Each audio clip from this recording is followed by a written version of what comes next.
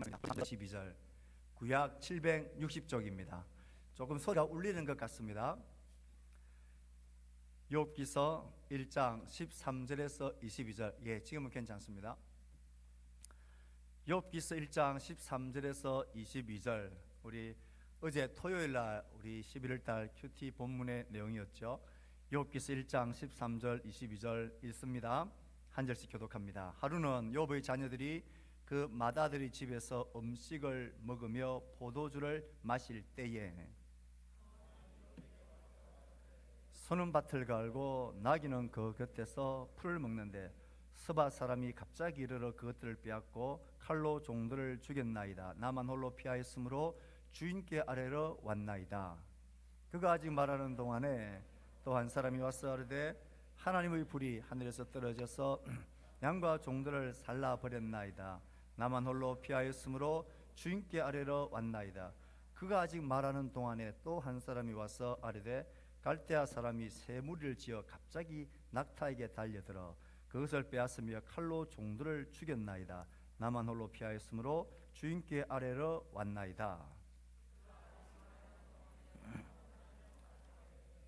주인의 자녀들이 그들의 맏아들의 집에서 음식을 먹으며 포도주를 마시는데 그친 들에서 큰 바람이 와서 집 내 모퉁이를 치매 그 청년들 위에 무너짐으로 그들이 죽었나이다. 나만 홀로 피하였으므로 주인께 아뢰러 왔나이다 한지라. 욥이 일어나 겉옷을 찢고 머리털을 밀고 땅에 엎드려 예배하며 이르되 내가 모태에서 알몸으로 나왔은즉 또한 알몸이 그리로 돌아가올지라. 주신 이도 여호와시요 거두신 이도 여호와시오니 여호와 이름이 찬송을 받으실지니이다 하고 이 모든 일에 욥이 범죄하지 아니하고 하나님을 향하여 원망하지 아니하니라. 아멘. 우리가 11월 들어서 오바댜를 지나고 이제 욥기의 말씀을 쭉 살피게 되어집니다. 우리가 다니엘 기도를 하기 때문에 우리가 또 이 매일 성경 큐티 말씀을 놓치는 경우가 많이 있는데요. 절대 그러지 마시고 여러분 챙겨가 이 매일 성경의 앞부분에 보면 욥기서가 어떤 책인지 쭉 설명이 되어져 있습니다. 그것을 자꾸 보셔야 합니다. 그래야 성경을 전체가 내 눈에 이렇게 딱 들어오게 되어집니다. 욥기를 하면 욥에 대한 이런 이미지들이 우리가 떠오르지 않습니까? 인터넷에 있는 욥 하면서 이미지를 쭉 찾아보니까 아주 많이 있던데요. 대강 저런 이미지입니다. 저렇게 제 가운데 앉아서 벌거벗은 채 고통에 몸부림치는 그런 욥의 모습들, 친구들이 찾아와서 그를 향하여 비난하고 있는 이런 욥의 모습들이 생각납니다. 욥기서는 몇 장까지 되어져 있나요? 빨리 찾아보세요. 욥기는 1장부터 몇 장까지? 예, 성호 씨가 더 잘하네. 최근에 교육 성호 씨가 42장, 42장으로 되어져 있습니다. 제법 길죠? 그런데 욥기는 결코 헷갈리거나 이런 게 아닙니다. 욥기에는 등장인물이 있습니다. 주인공이 누굽니까? 말 그대로 욥. 욥의 이 비참한 소식을 듣고 찾아서 위로해 온 친구들이 있습니다. 친구들의 이름이 있습니다. 엘리바스, 빌닷, 소발. 따라합시다. 처음 듣는 것처럼 이야기하면 곤란합니다. 엘리바스, 빌닷, 소발. 개발이 아니고 소발. 엘리바스, 빌닷, 소발. 이 세 친구들이 있고요. 제일 나중에 저 32장에 넘어가면 엘리후라는 친구가 등장을 합니다. 욥기의 긴 42장은 3장부터 시작되어지는 욥이 자신의 생일을 막 저주하고 내가 왜 이런 고통을 겪게 될지 모르겠다, 이렇게 자신을 향하여 이렇게 소리치고 있는 이 모습을 병문안 온 세 친구들이 보고는 기가 차서 서로 주고받는 그런 난상 토론입니다. 욥이 이렇게 내 죽겠다, 내가 왜 이런 고난을 당하는지 모르겠다, 그렇게 막 자기 생일을 저주하면서 앉아있는 걸 보고는 병문안 왔던, 위로하러 왔던 친구들이 차례차례 이야기합니다. 엘리바스라는 친구가 이것 때문이다 이야기하면 욥이 거기에 대해서 대답을 합니다. 그리고 두 번째 친구 빌닷이 이것 때문이다, 내 생각은 이렇다 이야기를 하면 욥이 또 거기에 대해서 항의하고 대답을 합니다. 그리고 소발이라는 친구가 나는 이렇게 생각한다, 이렇게 쭉 설명하고 이야기하고 나서 그 말들은 욥이 대답을 합니다. 이런 라운드가 1라운드, 2라운드, 3라운드 3번 반복됩니다. 3라운드 때는 소발은 등장하지 않습니다. 소발은 1라운드, 2라운드에 등장하고 3라운드에는 엘리바스가 다시 세 번째 얘기하고 욥이 대답하고 빌닷이 세 번째 이야기하고 욥이 대답하고 그 다음에 엘리후라는 희한한 인물이 딱 등장을 해서 길게 이야기를 합니다. 그런데 이걸 보면 욥을 찾아서 위로한 친구들은 4사람이라는 것을 짐작할 수가 있습니다. 그리고는 하나님이 이 모든 상황을 보시면서 하나님이 나타나셔서 욥에게 말씀하시는, 그리고 욥이 하나님 앞에 내가 이런 짐승 같은 자였다 그렇게 고백하고 이렇게 그 몸이 회복되어지는 것으로 끝이 납니다. 그러니 욥기는 딱 트면 1라운드, 2라운드, 3라운드에 난상 토론이 진행되어지고 엘리후 그리고 하나님이 등장하는 것으로 욥기가 끝이 납니다. 저는 욥기의 말씀이 우리 가운데 있다는 것이 참 감사하고 고맙습니다. 자, 오늘 잠깐만 우리가 한 10여 분 안에 끝내려고 하는데요. 봅시다. 오늘 욥에게 일어났던 이 비참한 일들이 어떻게 일어난지를 보십시오. 오늘 성경은 이렇게 말합니다. 소와 나귀가 공격을 당하고 죽습니다. 그리고 그 다음에 양, 그 다음에 낙타, 그 다음에 자녀들이 큰 바람이 와서 집이 무너져 10명이 고스란히 죽임을 당합니다. 오늘 본문에는 여기서 지나지 않죠. 자기 몸이 심각한 병이 듭니다. 마진창에 머리끝에서 발끝까지 완전 썩어 문드러지는 그런 병에 걸립니다. 견디고 있던 아내가 이제 돌았습니다. 아내도 참 대단한 분인 것 같아요. 지금까지 이렇게 견디고 오다가 욥의 몸이 망가지는 걸 보고는 언제까지 당신의 의로움을 주장할 거냐, 하나님을 저주하고 죽으라 그러면서 아내가 등장합니다. 그리고는 욥을 찾아오 위로하기 왔던 친구들이 위로는커녕 욥을 향하여 삿대질을 하고 욥을 정죄합니다. 이걸 보면 지금 욥은 바닥까지 떨어졌습니다. 이 상황 속에 정말 기이한 일들을 욥이 고백을 합니다. 욥이 뭐라고 고백을 합니까? 읽어봅시다. 시작.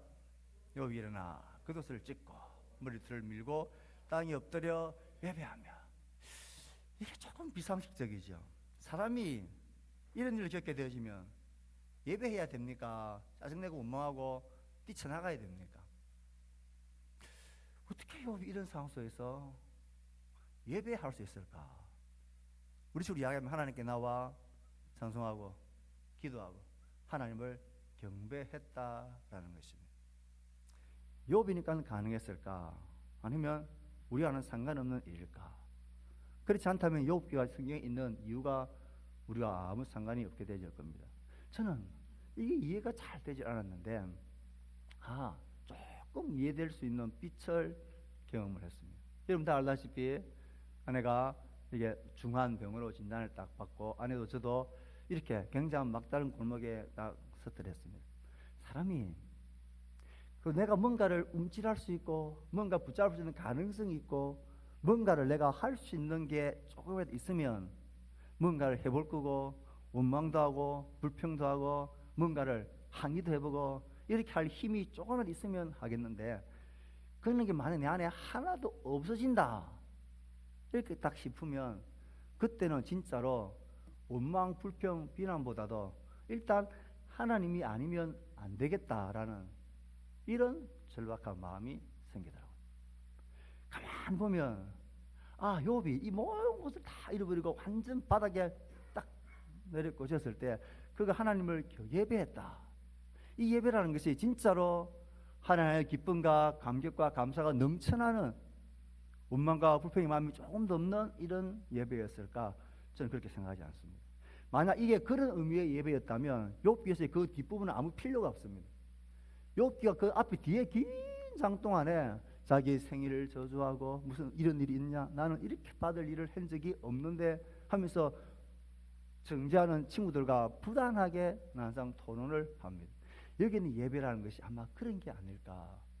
너무나 모든 걸 다 잃어버렸고 일 하나도 꼼짝할 수 없는 가능성이 내게 전혀 없는 제로라는 상태가 딱 되면 사람이 이거 아무것도 없으니까 내가 붙들 게 하나님밖에 없구나.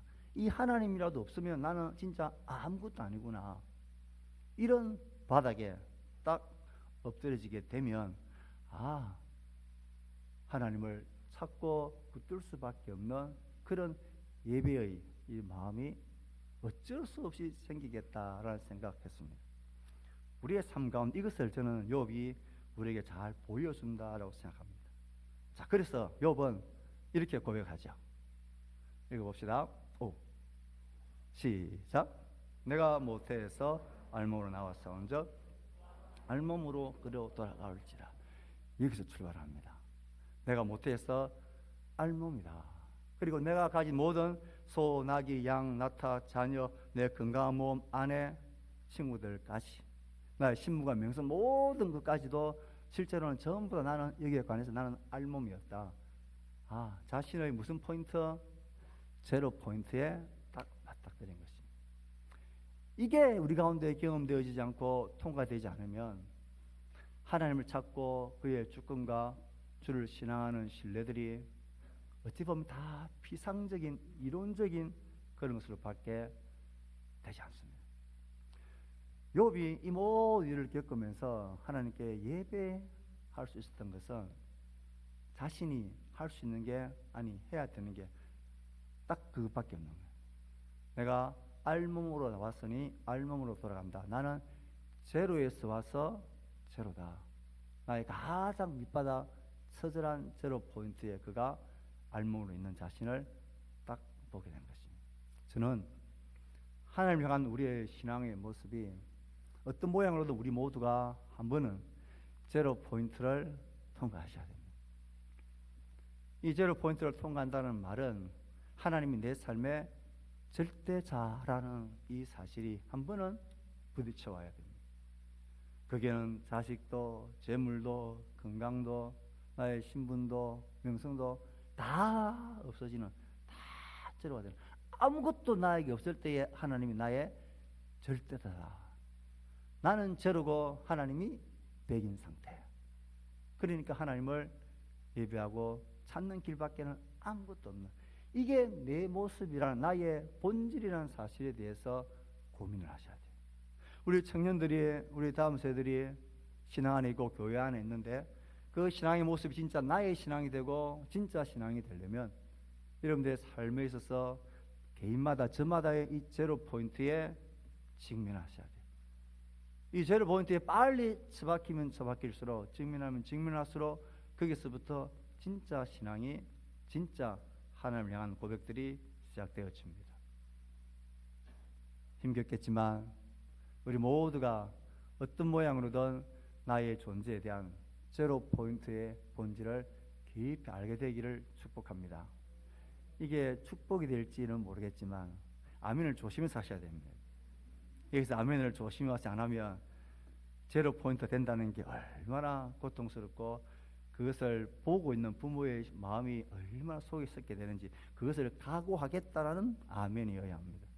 아들이 하는 일도 안 되고 나간 일마다 족족 깨지고 퍽퍽 사고가 나고 앞날이 도저히 보이지 않고, 뭐 저렇게 하려고 내가 이렇게 고생해서 아이를 키웠나 싶은 그런 마음. 저 새끼 정말 내 배에서 나온 새끼가 맞나? 그러면 여러분 그런 생각이 안 하시는구나. 저는 가끔 과연 저것들이 내 자식들이 맞나? 이런 생각들을 아주 가끔 한 번씩 합니다. 이 모든 것들이 다 제로 포인트로 딱 떨어져야 그때 비로소 하나님 내 삶의 주권자가 됩니다. 자, 그래서 이 제로 포인트를 바닥을 찍고 여기 어떻게 고백합니까? 이렇게 고백합니다. 시작. 여호와 이름이 찬송을 받으실지로다. 여기에서 진짜 하나님의 주권에 대한, 이거 아닌데,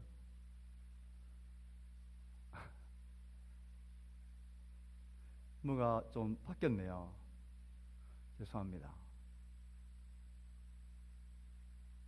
이게 신앙의 승리가 아니고 앞에 하나가 없어져 버렸다. 하나님의 주권에 대한 이 고백이 여기에서 나오는 겁니다. 진짜로 주신이도 거두신이다. 내 삶의 신앙의 고백은 하나님의 주권에 대한 이 고백들이 되어질 때에 그때 우리 비로소 우리의 모양을 갖춰갑니다. 우리 부모들에게 묻습니다. 여러분이 목숨을 버릴 수 있는 유일한 대상이 여러분 자식들이죠. 오늘 앞에서 우리 선생님들 또 엄마 아빠 교사들과 아이들이 함께 찬양하는 거 보니까 마음이 감동이 됩니다. 특별히 우리 육성 집사님은 도대체 못하는 게 뭔지 제가 물어봤는데 뭐든지 다 잘하는데 본인의 말로는 다 고만고만하게 한다는 거예요. 그런데 제가 볼 때는 너무 다 잘하시는 것 같아요. 그 다음에 제일 제가 마음에 저래서 이상훈 집사님이 우리 조윤준 오빠를 잡았구나 이런 생각이 했습니다. 여러분 교회 오빠 중에 다 기타를 메고 띵가띵가 치는 이 오빠는 판타스틱하죠. 저는 옆에 있는 별 볼일 없는 오빠들은 그 오빠를 막 부러워하면서 또 시기하면서 야 저는 좋겠다 뭐 이런 마음을 가지는 그런 교회 오빠였던 게 오늘 보니까 느껴집니다. 그런 모습들, 엄마 아빠와 딸이 함께 찬양하는 모습들, 교사들이 진짜 딱 청소년 교사들이 함께하는 모습이 너무 유익하고 좋습니다. 그런데 이 아이들의 주권이 하나님이라는 사실이 우리 가운데 고백이 되어야죠.